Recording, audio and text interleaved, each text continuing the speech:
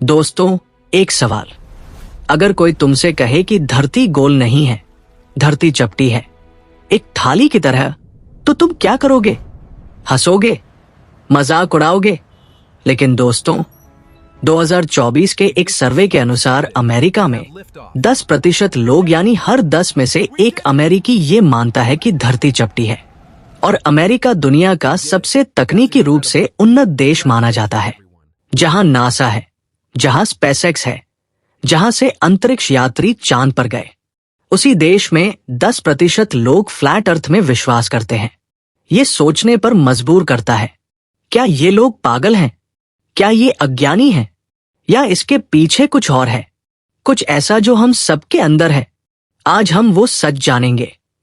और मैं वादा करता हूं, जब ये वीडियो खत्म होगी तो तुम अपने खुद के दिमाग के बारे में कुछ नया जानोगे। तो शुरू करते हैं एक इंसान की कहानी से जिसने अपनी जान दे दी ये साबित करने के लिए कि धरती चपटी है। माइक ह्यूज, एक अमेरिकी जो मानता था कि धरती चपटी है और वो इसे साबित करना चाहता था। उसने क्या किया? उसने खुद एक रॉकेट बनाया, घर में, अपने हाथों से, भाप से चलने वाला रॉकेट। 2018 में उसने उस रॉकेट को उड़ाया, 1800 फीट की ऊंचाई तक पहुंचा और नीचे आते वक्त पैराशूट आधा खुला और वो जमीन पर गिरा। बच गया, लेकिन बुरी तरह घायल हुआ। और 2020 में उसने फिर कोशिश की। इस बार रॉकेट ऊपर गया, पैराशूट खुला ही नहीं। माइक ह्यूज जमीन पर गिरे और मर गए।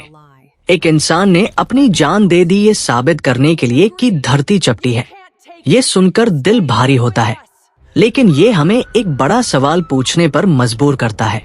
इंसान किसी विचार पर इतना यकीन कैसे कर लेता है कि अपनी जान तक जोखिम में डाल देता है? इसका जवाब है हमारे दिमाग की कुछ कमजोरियों में। पहली कमजोरी है कंफर्मेशन बायस। इंसान का दिमाग ऐसी जानकारी ज्यादा ढूंढता है जो उसके पहले से मौजूद विश्वासों को पक्का करे, और उस जानकारी को नजरअंदाज करता है जो उसके विश्वासों के खिलाफ हो। अगर कोई एक बार ये मान ले कि धरती चपटी है, तो उसका दिमाग यूट्यूब पर, इंटरनेट पर, सोशल मीडिया पर वो सारी चीजें ढूंढेगा जो उसकी बात को सही साबित करें, और जो चीजें उसके खिलाफ हो उन्हें वो नकार देगा। कहेगा ये सरकार का झूठ है, ये नासा का षड्यंत्र है, और एल्गोरिदम इसमें मदद करता है। जब तुम YouTube पर एक फ्लैट अर्थ वीडियो देखते हो तो YouTube का एल्गोरिदम तुम्हें और फ्लैट अर्थ वीडियो दिखाता है, और जितना ज्यादा देखते हो उतना ज्यादा दिमाग को लगता है कि ये सच है। सोशल मीडिया एक ऐसा बुलबुला बनाता है जिसमें सिर्फ वही चीजें दिखती हैं जो तुम पहले से मानते हो। दूसरी कमजोरी है एंटी एस्टेब्लिशमेंट फीलिंग। दोस्तों, दुनिया भर में आजकल सरकारों और बड़ी संस्थाओं पर भरोसा कम होता जा रहा है। जब नासा कुछ कहती है, जब सरकार कुछ कहती है, तो कुछ लोगों का पहला रिएक्शन होता है कि ये झूठ होगा, ये बड़े लोगों का षड्यंत्र होगा। और ये भावना समझ में आती है, क्योंकि इतिहास में सरकारों ने झूठ बोले हैं, कंपनियों ने छुपाया है। तो जब किसी को एक बार धोखा मिले तो हर बड़ी संस्था संदिग्ध लगने लगती है। फ्लैट अर्थ मूवमेंट इसी भावना का फायदा उठाता है। वो कहता है नासा झूठ बोल रहा है, अंतरिक्ष यात्री झूठ बोल रहे हैं, वो तस्वीरें जो धरती की गोल दिखती हैं वो फोटोशॉप है। और ये सुनने में कितना आकर्षक लगता है, क्योंकि इसमें एक रोमांच है, एक रहस्य है, एक ऐसे सच का एहसास है जो बाकी लोगों को नहीं पता। तीसरी कमजोरी है कम्युनिटी की जरूरत। इंसान सामाजिक प्राणी है, उसे एक समूह चाहिए, एक ऐसा समूह जो उसे समझे, जो उसकी बात को सुने। फ्लैट अर्थ कम्युनिटी बेहद मजबूत है। उनके ऑनलाइन ग्रुप हैं, उनके सम्मेलन होते हैं, उनके अपने पॉडकास्ट हैं। जब कोई उस कम्युनिटी में शामिल होता है तो उसे एक परिवार मिलता है, एक अपनापन मिलता है, और इस अपनेपन को छोड़ना बहुत मुश्किल होता है। भले ही बाद में उसे समझ आ जाए कि धरती गोल है, तो भी वो उस कम्युनिटी को छोड़ने की हिम्मत नहीं कर पाता, क्योंकि कम्युनिटी छोड़ने का मतलब है दोस्त छोड़ना, परिवार छोड़ना। और अब एक बड़ा सवाल, धरती गोल है, ये कैसे पता? दोस्तों, इसके सैकड़ों प्रमाण हैं, लेकिन सबसे सरल और सबसे पुराना प्रमाण है इरेटोस्थनीज का प्रयोग। करीब 240 ईसा पूर्व यूनानी वैज्ञानिक इरेटोस्थनीज ने एक बेहद सरल प्रयोग किया। उन्होंने पाया कि मिस्र के सियन शहर में गर्मियों में दोपहर के समय सूरज की रोशनी सीधे कुएं की तलहटी तक पहुंचती है, यानी सूरज बिल्कुल सिर के ऊपर होता है। लेकिन उसी समय अलेक्जेंड्रिया में, जो सियन से कुछ दूर था, एक छड़ी की छाया पड़ती थी। अगर धरती चपटी होती तो दोनों जगह एक जैसी छाया होती या नहीं होती, लेकिन छाया का अंतर था, और उस अंतर से इरेटोस्थनीज ने धरती की परिधि की गणना की, और उनकी गणना आज के आधुनिक माप से सिर्फ 2% अलग थी। 240 ईसा पूर्व में, बिना किसी उपग्रह के, बिना किसी उन्नत यंत्र के, सिर्फ एक छड़ी और गणित से। और इसके अलावा जहाज जब समुद्र में जाता है तो धीरे धीरे गायब होता है। पहले उसका पतवार गायब होता है, फिर बाकी हिस्सा। ये तभी होता है जब धरती गोल हो। चांद पर धरती की छाया हमेशा गोल होती है। अंतरिक्ष से सीधे तस्वीरें हैं, और हम खुद उपग्रह छोड़ चुके हैं जो धरती के चारों तरफ घूमते हैं। लेकिन फ्लैट अर्थ वाले हर सबूत के लिए एक षड्यंत्र की थ्योरी तैयार रखते हैं, और यही सबसे बड़ी समस्या है। जब कोई किसी भी सबूत को मानने से इनकार करे तो उसे कैसे समझाओ? इसका जवाब देते हैं मनोवैज्ञानिक।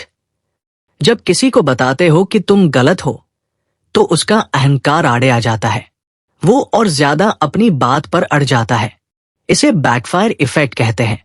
तो सही तरीका यह है कि जज मत करो, सवाल पूछो। उनसे पूछो, तुम्हें यह पहले किसने बताया? तुमने खुद क्या देखा? क्या तुम कभी अपने आप प्रयोग करके देख सकते हो? जब लोग खुद प्रश्न करने लगते हैं तो अपने विश्वासों को खुद ही परखने लगते हैं। लेकिन दोस्तों, यहां रुककर एक और जरूरी बात सोचते हैं। क्या सिर्फ फ्लैट अर्थ वाले ही कंफर्मेशन बायस के शिकार हैं, या हम सब भी कहीं ना कहीं यही करते हैं? हम सब किसी न किसी विषय पर पहले से राय बना लेते हैं और फिर वही ढूंढते हैं जो उस राय को पक्का करे। राजनीति में, धर्म में, रिश्तों में, हर जगह हम अपनी पसंद की खबरें पढ़ते हैं, अपनी पसंद के लोगों को फॉलो करते हैं, और जो हमारी राय से अलग हो उसे झूठ या षड्यंत्र कह देते हैं। तो फ्लैट अर्थ वाले हमसे बहुत अलग नहीं हैं। वो भी इंसान हैं, हमारी ही तरह, हमारे ही जैसे दिमाग से, बस एक अलग रास्ते पर चले गए। और इसीलिए उन्हें मूर्ख कहने से काम नहीं चलेगा। समझ से काम चलेगा, धैर्य से काम चलेगा। और खुद के बारे में भी यही सोचो। क्या तुम्हारे अपने कोई ऐसे विश्वास हैं जिन्हें तुमने कभी परखा नहीं, जो तुमने सुना, मान लिया, लेकिन कभी सवाल नहीं पूछा? एक अच्छे वैज्ञानिक की सबसे बड़ी खूबी ये नहीं होती कि वो सब कुछ जानता है। सबसे बड़ी खूबी होती है कि वो हमेशा सवाल पूछता है, अपने खुद के विश्वासों से भी। और यही आलोचनात्मक सोच या क्रिटिकल थिंकिंग है जो आज के जमाने में सबसे जरूरी हासियत है। जब इंटरनेट पर हर तरफ से जानकारी आ रही हो, जब सोशल मीडिया हर तरफ से कुछ न कुछ दिखाता रहता हो, तो उस जानकारी को परखना जरूरी है, सवाल पूछना जरूरी है, स्रोत देखना जरूरी है, और खुद प्रयोग करके देखना जरूरी है। माइक ह्यूज ने भी अपने तरीके से प्रयोग किया था, लेकिन उनकी त्रासदी ये थी कि उनका प्रयोग सही विज्ञान पर आधारित नहीं था। असली विज्ञान यही सिखाता है, कोई भी विश्वास तब तक सच नहीं माना जाता जब तक उसे बार बार कई तरीकों से परखा न जाए।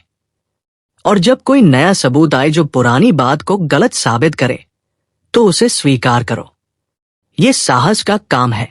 गलत साबित होने पर हार मानना आसान नहीं होता, लेकिन यही सबसे बड़ी बौद्धिक ईमानदारी है।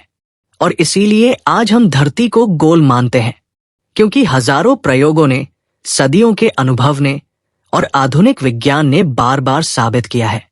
और ये विश्वास किसी षड्यंत्र पर नहीं टिका, ये इस दुनिया के हर देश के वैज्ञानिकों के हजारों प्रयोगों पर टिका है। तो दोस्तों, आज का सबसे बड़ा सबक यह है, हर बात पर सवाल पूछो, लेकिन सवाल पूछने के बाद सबूत भी देखो। सिर्फ सवाल पूछते रहना और कोई भी सबूत न मानना, ये भी एक तरह की अज्ञानता है। सच्ची जिज्ञासा वो है जो सवाल भी पूछे और जवाब भी ढूंढे, और जो जवाब मिले उसे स्वीकार करने की हिम्मत भी रखे। और माइक ह्यूज को याद रखो, उनकी जिज्ञासा तो थी, साहस भी था, लेकिन जिस दिशा में वो चले वो गलत थी। अगर उन्होंने पहले विज्ञान सीखा होता, अगर उन्होंने सही सवाल पूछे होते, तो शायद उनकी कहानी अलग होती। क्रिटिकल थिंकिंग तुम्हारी जान बचा सकती है और दुनिया को बेहतर बना सकती है। अगर इस वीडियो ने तुम्हें अपने खुद के विश्वासों को परखने पर मजबूर किया, अगर इसने तुम्हें क्रिटिकल थिंकिंग की जरूरत का एहसास दिलाया, तो इसे उन सभी दोस्तों के साथ शेयर करो जो विज्ञान और तर्क में विश्वास रखते हैं। चैनल को सब्सक्राइब करो, क्योंकि ऐसे और रोचक, विचारोत्तेजक और दिमाग खोलने वाले विषय तुम्हारा इंतजार कर रहे हैं। और कमेंट में बताओ, क्या तुम्हारे जीवन में कोई ऐसा विश्वास था जिसे तुमने बाद में सवाल करके और सबूत देखकर बदला? लिखो नीचे, मैं हर जवाब का इंतजार करूंगा। मिलते हैं अगले वीडियो में। जय हिंद।